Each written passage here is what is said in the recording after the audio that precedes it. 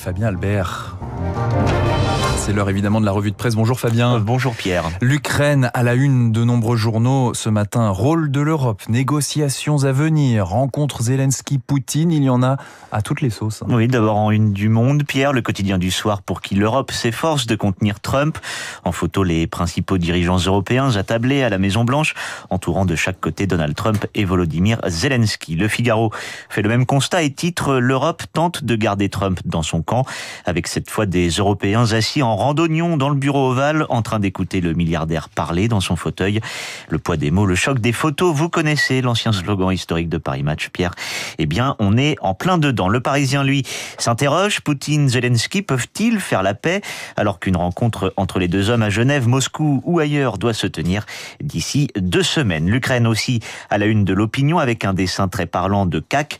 L'on y voit sur la gauche Volodymyr Zelensky et Ursula von der Leyen. Tous deux ont un dossier dans les mains intitulé Argument de droit pour le président ukrainien, plan de paix pour la présidente de la Commission européenne.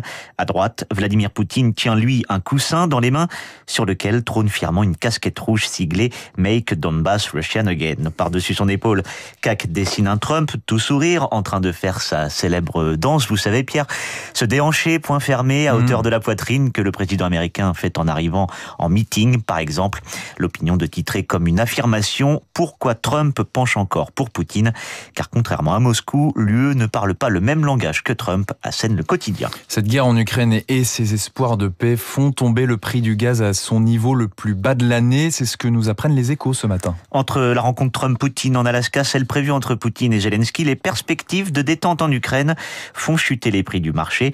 De 60 € fin février à plus de 40 à la fin juin, le mégawattheure se vend aujourd'hui à 31 €. Les marchés anticipent du mieux en Ukraine donc, et les sanctions américaines surtout contre la Russie pourrait s'alléger. Le quotidien rappelle qu'en marge de sa rencontre à Anchorage avec Vladimir Poutine, Donald Trump a signé un décret qui permettrait, écrit le journal, à l'américain ExxonMobil par exemple, de reprendre des parts dans le projet gazier russe Sakhalin-1. Côté européen, en revanche, le retour du gaz russe est remis au calendrier grec. Le robinet doit même être complètement fermé d'ici 2027, ce qui possiblement aboutirait à une hausse de l'offre mondiale et mécaniquement à une baisse durable des prix. Les Échos de rappeler que les tarifs du gaz sont généralement moins élevés en été. Les cours vont probablement remonter à l'approche de l'hiver sous l'effet de la météo et de la demande asiatique. 8h35 sur Radio Classique. Ça fait bien longtemps qu'il y a de l'eau dans le gaz entre Éric Ciotti et Christian Estrosi. Oui, 7 mois avant le scrutin, la guerre pour la mairie de Nice est déjà lancée. Les anciens inséparables devenus meilleurs ennemis vont s'affronter pour la première fois directement, décrypte le Parisien ce matin.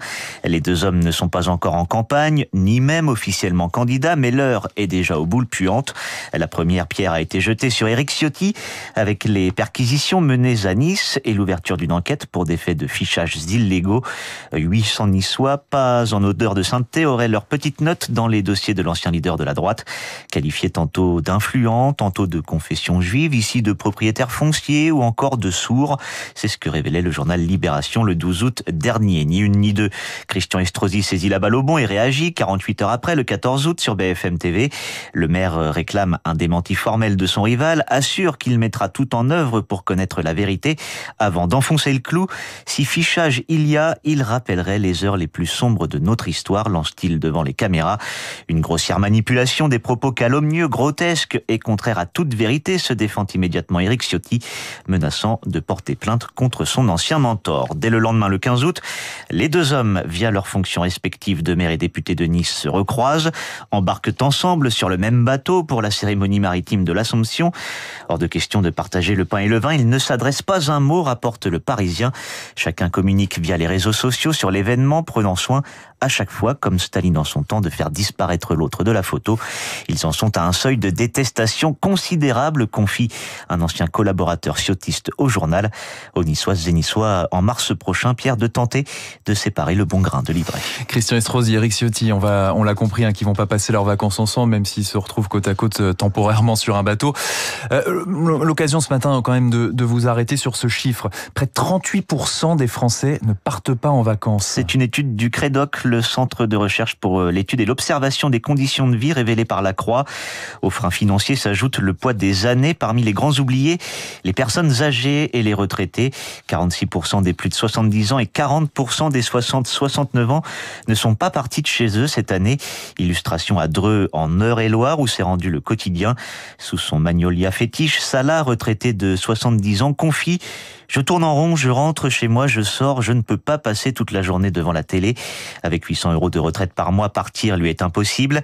Cet ancien cariste dit regretter les années passées, en famille, son travail, ses amis, ses collègues avec qui il buvait un verre au bistrot. Maintenant, je suis face à un vide monstrueux, la solitude, c'est horrible, ça me tape sur le système, livre-t-il au reporter de la Croix. Un peu plus loin, dans un parc, Pascal Charrier rencontre et raconte la même détresse. Chez Sylviane, Françoise, Henriette, 3 veuves âgées de 72, 76 et 83 ans. Elles tuent le temps sur le banc à papoter. Je m'ennuie à 100 sous de l'heure. À part l'infirmière et l'aide ménagère, personne ne vient chez moi, déplore Henriette. Arrive ensuite Paulette, 94 ans, veuve depuis ses 39 ans.